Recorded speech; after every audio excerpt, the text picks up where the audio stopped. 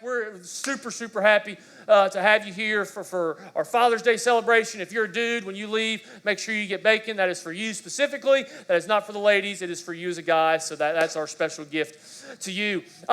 We are in the third week of a series called Walk the Walk. We're going through the book of James, and what we're doing during this time is we are looking at what it means to practically live as a follower of Jesus, to not just talk about being a follower of Jesus, but to walk the walk, as the saying goes. So here's how I'll set up this morning. A few years ago, down near where I live, you have to make a right or a left to go somewhere, and there is a stop sign, and then there are these lights that start flashing red when a car is within, 300 or 400 yards of you. And so I pull up to the stop sign one day, and as soon as I come to a stop, which, by the way, a stop means that your car rocks back a little bit. Like if you haven't felt the rock, you haven't stopped, you're breaking the law, and you just shouldn't do that. So if you get pulled and you're like, I stopped, maybe you didn't, I don't know. So I stop, and then as soon as I stop, the lights start flashing. So I'm like, well, I just got here, so I should have plenty of time to pull out and go on my merry way. And so I do that, and probably about 500 yards after my right-hand turn is a set of railroad tracks. Now, these railroad tracks are ones that you have to go slowly over, or you'll be like going across it. I mean, that's what will happen. They're very bumpy. And so I slow down, and as I slow down, I notice in my rearview mirror this car has gotten right up on my bumper. I have no idea how fast he was going, but apparently pretty fast. And so he gets right on my bumper, and then as I'm navigating my way across the railroad tracks, he passes me. You should not pass. That's illegal too. But he passes me, pulls in front of me, and then the first thing I noticed after he pulls in front of me is he tells me I'm number one. I was like, oh, wow, that's great. Then the next thing I noticed was this. There's a little fish on the back of his car. How many of y'all know what that fish means? The fish means I'm a Christian. And so I'm like, sermon illustration. So just to let you know, if you're out and you do something crazy, hey, if I see you, it might be a sermon illustration. So you should just be on your best behavior. I don't know who that guy is. I don't know if they're here. If they were, then you should repent for that. You flicked off a pastor. You shouldn't have done that. But here's kind of what I took away from that. Like this guy was communicating two opposing messages. On the one hand, you have this fish on his car that says, I love Jesus, and I think Jesus is awesome. And then you have his middle finger in the air that's like, I think you suck, though. And it's like, this doesn't communicate. Like these two things, like if you're a follower of Jesus, then you shouldn't be communicating. That is just this really kind of weird, awkward, and honestly kind of nasty tasting feeling in my mouth. And probably we've all been there where maybe we saw someone who maybe claimed to be a Christian and said they loved Jesus, but then they did things or said things or communicated things that seemed to indicate something that was far from that reality. But before we get too judgmental in that, what we have to step back and understand is this. Every single one of us, especially if you claim the name of Jesus, has been exactly in that spot. In fact, Mark, he was here, he preached last week. If you haven't listened to the message, I highly encourage you to go online. But he made the point that every single one of us is a hypocrite at some point or another. All of us. The question is not whether or not we're a hypocrite. We're all hypocrites in some form or fashion. The question is, what can we do about it? So every single one of us, especially if you're a Christian, even if you're not a Christian, we've all said that we stand for one thing or communicated that we stand for one thing, and then we've gone and turned around and done the exact opposite. This is why James writes this in James 3 verse 2. He says this, we all stumble in many ways. In other words, we've all got problems. In fact, turn to your neighbor and say, you got problems. That's right. But now turn back to him now and say, but they're not nearly as big as mine. There's a little less enthusiasm from that one perhaps. We've all got problems. I've got problems, you got problems, we've all got problems. This is the point that James is making, and the point is, even if you're a follower of Jesus, if you claim to be a Christian, you will have problems. You will never become perfect this side of eternity. Even as hard as you may try to follow Jesus, you're still going to have issues. So James goes on to write this. He says, anyone who is never at fault in what they say is perfect, able to keep their whole body in check. So here's a couple things we need to know there. First off, when James uses the word perfect there, That word in the Greek is not meant to communicate sinlessness. Like somehow you arrive to this uber holy state where you're just awesome and you never sin. Well, like that's not what James is communicating. What he's saying is this. That word perfect means mature. And so what he's saying is the goal is not perfection. And as we talk about walking the walk as a follower of Jesus, the goal is not that we become perfect, because we can't become perfect. The goal is to become mature. The goal is to become more and more like Jesus. This is not something that happens immediately. This is very much a process that happens over time. But one of the biggest ways that you can identify whether or not you're becoming mature or becoming more like Jesus is the way that you speak. And when I say speak, it's not just what we talk about. It's also maybe how you communicate on social media, right? Because maybe on one hand you do that little post where it's like, share if you love Jesus. Keep scrolling if you go to hell, and you'll go to hell. Like, don't share those, please. Like just don't. Like God's not going to be like, did you share? You didn't share that thing, so I'm sorry. Satan, come get him. It's not the way it's going to happen. Okay. But maybe you've done that sort of thing, and then the next moment, like something's got you all ticked off, and you're just ranting and raving, and people are like, wow, they must be angry. So how do you communicate? How do you speak? How do you communicate online? How do you communicate when you're driving? Like this gentleman who told me I was number one and all that sort of stuff. How do we communicate? Because the idea that James is going to be driving out here is, man, the level of our maturity, the level of us becoming more like Jesus, or even if we're actually following Jesus to begin with, is so often demonstrated through what we say.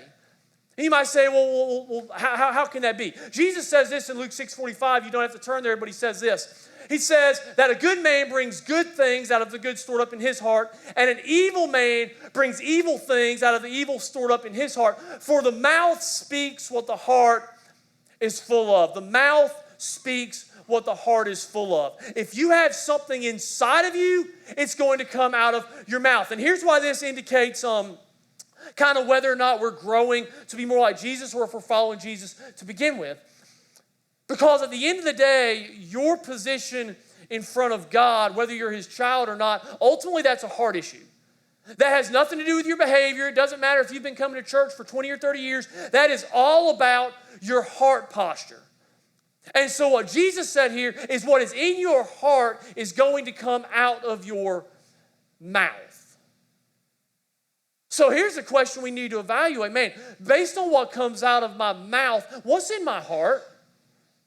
And I know we may push back on that because we've been told maybe from the time we were small children that this idea that kind of words aren't really that important. Like maybe you had a grandmother or somebody say something like this: sticks and stones can break your bones, but words will never hurt you. Anybody have anybody say it to them growing up? My grandma used to say it. It's a nice idea. It's the sort of thing that maybe you might hear in like a kid's show, like Winnie the Pooh or Paddington Bear or something. Anybody sing Paddington 2 out of curiosity? Anybody? Am I the only one? 2 people. I bawled at the end of that. I'm serious. Like if you're like, that's not very manly, you need to watch it. You will cry like a baby, or you just have no heart. But this idea, sticks and stones may break my bones, but words will never hurt me. It's a nice idea. It's just not true. And we probably even knew this as kids because, well, like maybe somebody told us that. And it's like, well, yeah, but it still hurts. So deep inside of us, we tend to know that the words of other people matter. But how often have we backed up and said, well, my words matter too? And not just for the potential harm they can inflict in other people, but because my words indicate my heart condition. The idea is this, you can write this down. The way I'm talking shows where I'm going. The way I'm talking shows where I'm going. The way we speak, what comes out of our mouth, shows us if we're heading towards becoming more like Jesus, if we're heading more towards life, or if we're heading more towards destruction. Our mouth is much like Google Maps in the sense that it can direct us, tell us where we are, tell us how to get to our destination. And Google Maps is great. It far surpasses like the use of a map. Like anybody remember going on a trip with maybe your parents growing up, and like your dad always drove and your mom had the map and she had a magnifying glass, and there was always like like almost a fight to the death by the time you almost got there because you're trying to read these things. Anybody have that experience as a kid? Yeah, we saw that happen. Maybe some of y'all are of the generation where you've lived through that and have survived. So Google Maps is better than Maps. It's certainly better than MapQuest, which would kind of tell you the directions but leave out 100 miles worth of stuff along the way, so you just kind of be guessing. And it's definitely better than TomTom, which is nice, especially if you have the Star Wars version, but you had to update it every 3 days for it to be relevant, or it just didn't work. And so Google Maps is great. It can tell you where you're going, how to get there, and all that sort of stuff. But the only thing that makes it actually work is if you put in the right destination. If you put in the wrong destination, you go to the wrong place. This is how our tongue is. Based on what has been put into us, or what is inside of us, is going to dictate where we're going, and what comes out of our mouth is a pretty clear picture of where we're going. James sums it up like this. He says, when we put bits into the mouths of horses to make them obey us, we can turn the whole animal. Or take ships as an example. Although they are so large and driven by strong winds, they are steered by a very small rudder wherever the pilot wants to go. The idea is this. Even though the tongue is very, very small, it has this tremendous power to direct us, to guide us, to shape the trajectory of our lives. And so how we speak, it matters. How we communicate matters. It shows us where we're going, and it directs where we're going, because once you say something, it's kind of going to reinforce the direction you're already going. If you're heading towards life and you're speaking life-giving words more and more, then you'll continue to grow towards life. If you're speaking life-taking words and heading towards death and destruction, then that's going to come out of your mouth and reinforce that. So what's in our heart comes out of our mouth. It shows where we're going. It reinforces where we're going. But let's back up here for a second and think about this idea of a bit or a rudder. A bit or a rudder are pretty neutral things. Right? Like the bit doesn't really turn the horse, and the rudder doesn't really turn the ship, strictly speaking. What matters is who's riding the horse and who's steering the ship. These things are neutral in and of themselves. It's all a matter of who the controller is as to whether or not the ship will go the right way or the wrong way, or the horse will go the right way or the wrong way. This is how our tongue is. It's not just that our tongue is evil in and of itself. It's that, who's in control of it? Because who's in control of it is ultimately who's in control of your heart, and that's going to shape the trajectory of our lives. It's kind of like this. Imagine this. Imagine if you have a car. If you have, say, a 4-year-old driving that, do you think that's going to go good? Probably not. Probably not. If you have somebody who's a mature driver, never had a traffic ticket, probably go a little better, right? The car is neutral. What matters is who's behind the wheel. Your tongue is neutral. What matters is who is behind the wheel, who's in control. And who's in control is going to be demonstrated by what comes out of your mouth. Why? Because the tongue speaks, the mouth speaks, what the heart is full of. Who controls your heart will determine what comes out of your mouth. So we need to evaluate, okay, my words, do they give life, or are they life-taking? Do they indicate that I'm heading more towards life, or do they indicate that I'm heading more towards death and destruction? What do your words indicate? Where you're going is going to be based on who controls you, and there's only two options for who controls you. Either Jesus is in control of you, or your sin is in control of you. You might say, well, I'm in control of me. No, not really. Not really. Either Jesus is in charge, or your sin is in charge. If Jesus is in charge, you'll head towards life. If your sin is in charge, you'll head towards death. What does the way you speak demonstrate about who's in charge? Do your words look something like this? This is how James starts to unpack it. In verse 5, he says, likewise, the tongue is a small part of the body, but it makes great boasts. Consider what a great forest is set on fire by a small spark. The tongue also is a fire, a world of evil among the parts of the body. It corrupts the whole body, sets the whole course of one's life on fire, and is itself set on fire by hell. All kinds of animals, birds, reptiles, and sea creatures are being tamed and have been tamed by mankind. Although in the case of cats, the cat has tamed the human and the human is the staff. Just had to get a cat joke in there. If you're sensitive about that, lighten up. Have a sense of humor. But watch this. But no human being can tame the tongue. It is a restless evil full of deadly poison. So as we read that, as we back up and evaluate our speech, man, do my words sound like that? Do my words set my family on fire? Do they set my marriage on fire? Do they set my children on fire? Do they set my workplace on fire in a destructive and unhealthy way? When people, if other people were asked about my speech, would they say, man, the way the guy, and when I say speech, let me back up here for a second. I don't mean how you talk here. Because for an hour on Sunday morning, it's easy to put on a face. It's easy to be like, well, hello, brother, how are you? And praise Jesus and all that sort of stuff. How are you talking with your spouse before you got here? How do you talk at home around the people who know you the most? Because we can all fake it when we're trying to put on a good face. But when the mask comes off, when you're in your element, what comes out?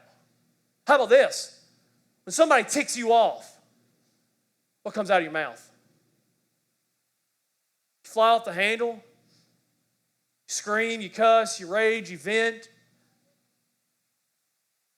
How about this? When you're around your friends, somebody's name comes up. Other people start cutting that person down. Do you jump right in, or are you like, well, no, we can't do that? How about you see somebody who disagrees with you? Maybe it's politically, maybe it's whoever, whatever it is. I mean, how do you talk about those people? Is it life-giving? Or is it life-taking? What comes out of your mouth when it's truly unfiltered and you're not trying to put on a mask and you don't even think about it? Hey, I'm not condemning you because I'm right there. There's some dude that pulled up in front of me, incidentally behind me, right at the same intersection I was talking about earlier.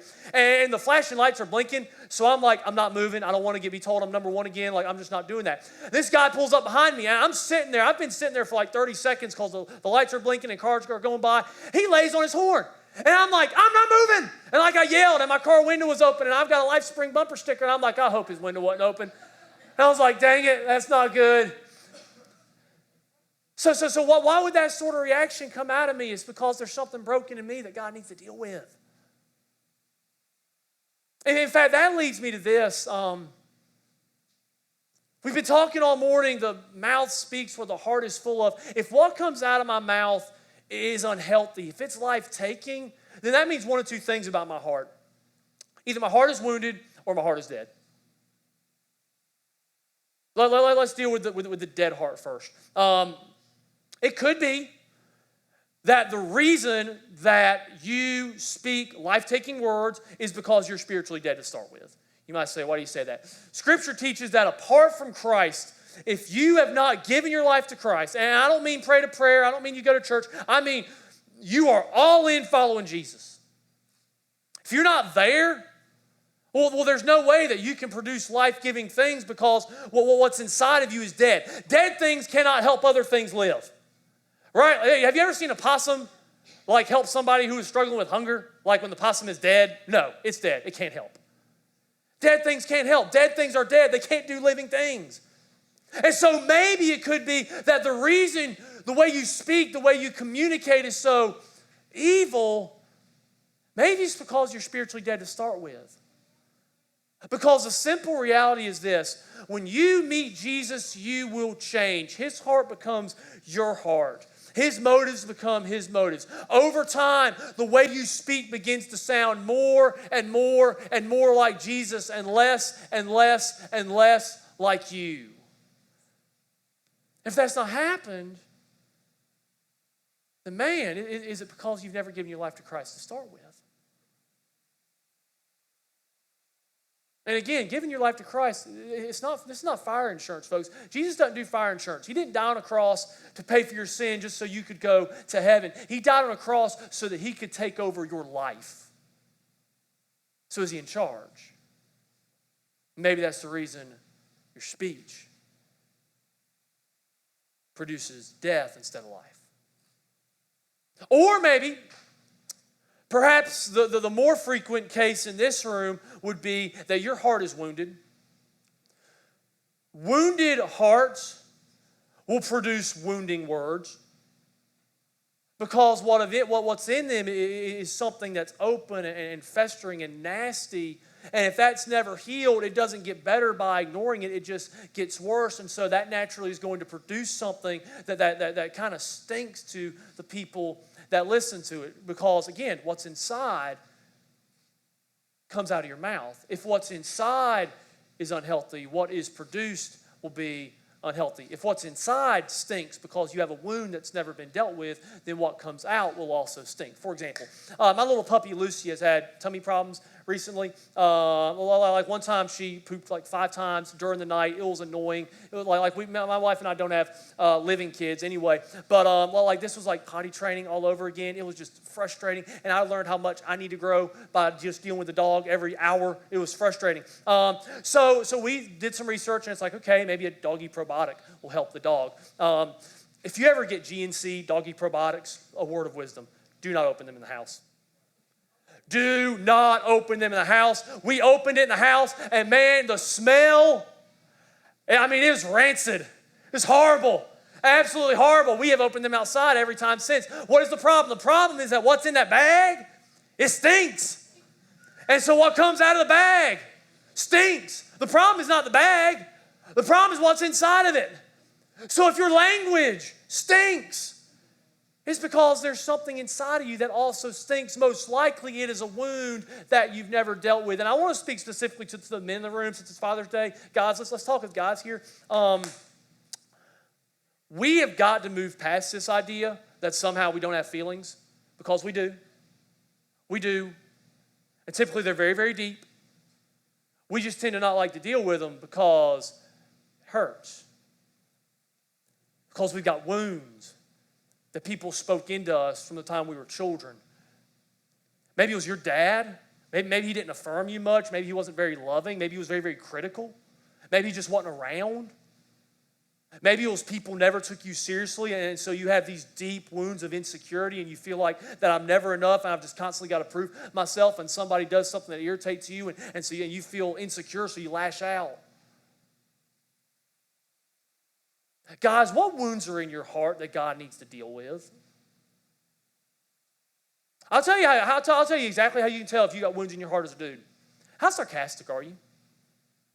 Sorry, hey, I'm all for joking. I'm all for all that sort of stuff, even though I don't get dry humor like ever. But man, a very wise person known as my mom one time told me sarcasm is often just veiled anger. What you angry at? Temper problems, if you're angry, you got wounds. It's a protective reflex.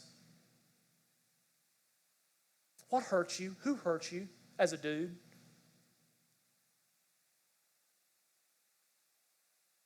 If you're a man in here, you've got wounds. Who have you told? Who have you told it about? Who have you talked to about it? Because I know the manly thing, and guys, I used to be this way up until about 4 to 6 months ago. The manly thing is like, well, I'm just going to get over it. I don't have feelings. That's not true. That's not true. And the more you stuff it, and the more you don't deal with it, and the more you ignore it, the worse it's going to get. And listen, and men, husbands, dads, like your family, they see it in you. And they want you to get help. They're crying out to God for you to get help. So get help, and you know the big thing that keeps us from getting help as guys, we're so flipping insecure. We're like, if I go to a pastor, or if I go to another man, or if I go to my spouse, and I open up about all these wounds, then I'm not going to feel like this big in charge guy anymore. Nope, you won't, and it's the best thing that can happen to you, because God gives grace to the humble, but He resists the proud. Who do you need to talk to, man? Who do you need to talk to? Don't just ignore it. Don't just try to push past it. Get help. And if you're a spouse or a child and maybe you're like, man, or maybe you're a coworker or whatever, and you're just like, man, I'm frustrated with the way this guy talks. It's hurtful, it's wounding. Man, always remember, man, let's be gracious and remember the reason they talk that way is because somebody hurt them, somebody wounded them. Pray for their healing. Pray for their healing. Men, what wounds do you need to deal with? Because what's in our heart comes out of our mouth. The mouth speaks what the heart is full of. Do your words give life or do they bring death? James goes on to write this. And his point here is that we can only produce what's inside of us. He says, with the tongue we praise our Lord and Father, and with it we curse human beings who've been made in God's likeness. Out of the same mouth come praise and cursing. My brothers and sisters, this should not be. Can both fresh and salt water flow from the same spring? This is a rhetorical question. The expected answer is no. My brothers and sisters, can a fig tree bear olives or a grapevine bear figs? The answer is obviously no. Neither can a salt spring produce fresh water. Where we're going is based on who we are. Our speech can only reflect who we already are. It's only going to reflect what's in our heart. So what's in your heart? And the reason I'm making such a big deal about the heart today, guys, is because I don't want us to leave here and think, okay, I need to stop cussing. And maybe you do. I mean, you probably should. I mean, I know it's hard on the golf course, but you probably should. But sometimes it's like, well, I just need to stop cussing. Or I just need to get my temper under control. Or I need to stop mouthing off on Facebook. Like certainly those are good steps, but man, if we think that it's just I need to stop doing blank, we miss the point. The point is not I need to stop doing blank, it's I need to let God deal with my heart. Because reality is this, write this down, speaking different requires being different. Speaking different requires being different. The mouth speaks what the heart is full of. The way we talk is going to be reflective of who we are inside. Are you spiritually dead? Or are you wounded and are you hurting? Because the mouth speaks what the heart is full of. What's in your heart comes out of your mouth. If you want your speech to be different, then you have to be someone different. When you become someone different, it changes how you speak. For example, I'm an NC State fan. I make no bones about that. I dislike the Tar Heels. I'm not a fan. Pastor Mark said last week that Duke fans need Jesus too, and so do Carolina fans. They just do. It's hard to be humble when you win all the time. So, that's just a thing. But man, so I talk smack about Carolina. I make fun of Carolina mainly because it's the only thing State fans are good at. I mean, we're not good at winning, obviously. You know what I mean? But when I was in high school, I used to make this statement. I used to say, you know what? I love NC State. I can't stand the Tar Heels. But if Mike Fox, the head coach of UNC baseball team, showed up at my door and said, I want you to come play for the Tar Heels, man, I'd trade in my state red for Carolina blue overnight and be like, go Heels. You know why? It's not because I suddenly decided to be nice to Carolina fans. It's because something different would have changed about me. I would have become somebody different. That never happened, obviously. That's why I'm here, which is probably better for me anyway. But I would have become someone different. That would have changed my language. It would have changed the way I spoke. If you want to speak different, it's not I need to stop doing blank. It's I need to become someone different. I need to let Jesus cut my heart open and clean it out. I need to let him deal with the wounds that have been inflicted on me that I've never dealt with. Or perhaps, for some of you in the room, it's you need to let him bring you to life. You need to recognize that you're sinful, that your good works don't save you, that your religion doesn't save you, that doing a lot of religious activity doesn't save you. Being a nice, good, otherwise morally decent person does not save you. Only Jesus saves you. And Jesus doesn't save us by us praying a magic prayer. Jesus saves us when we come to him in repentance and say, Jesus, I'm done, you're in charge. So has that happened? Because here's the thing, y'all. If we become somebody different, we'll sound a lot different. Our marriages will look different. Teenagers, your relationship with your parents will look different. The way we interact with people at work will be different. And when people get around us, whether it's at school, work, in the home, then man, hearing us speak will be like a breath of fresh air, because they'll be like, man, you don't cut people down, you're not angry, you don't fuss, you don't gossip, you don't slander people. What is different about you? And that's where we point them to Jesus. Because he's the only one that changes us. He's the only one that can make us sound different, because speaking different requires being different, which requires Jesus working